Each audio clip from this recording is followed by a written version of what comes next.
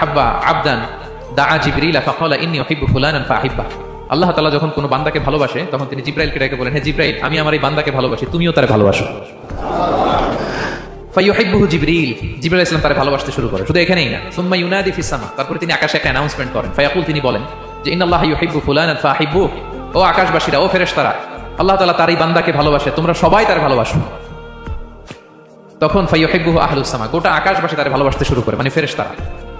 তো আল্লাহ তাআলা এবং সকল ফেরেশতারা যখন তাকে ভালোবাসতে শুরু করে, রাসূল সাল্লাল্লাহু আলাইহি ওয়াসাল্লাম বললেন, সুম্মা ইউদাউ লাহুল কবুলু ফিল আরদ, তখন পৃথিবীতে তার গ্রহণযোগ্যতা বাড়িয়ে দেওয়া হয়, তার অ্যাকসেপ্টেন্স বাড়িয়ে দেওয়া হয়, সবার কাছে তার একটা গ্রহণযোগ্যতা আছে, সবাই তাকে ভালোবাসে। এটা হচ্ছে একটা পদ্ধতি যে আল্লাহ তাআলা আপনাকে ভালোবাসে কিনা আপনি নিজেই বুঝবেন, যে পৃথিবীবাসী আপনাকে ভালোবাসে কিনা, আপনার কলিগরা আপনাকে ভালোবাসে কিনা, আপনার বন্ধুরা আপনাকে ভালোবাসে কিনা, আপনার নেইবররা আপনাকে ভালোবাসে কিনা, পৃথিবীর ভালো মানুষগুলোর কাছে আপনার গ্রহণযোগ্যতা আছে কিনা। যদি থাকে, বুঝবেন আল্লাহ তাআলা আপনাকে ভালোবাসেন, ঠিক কিনা? আল্লাহ তাআলা আমাদেরকে যেন ওই কাতারে শামিল করেন। আমরা পড়ি আমিন।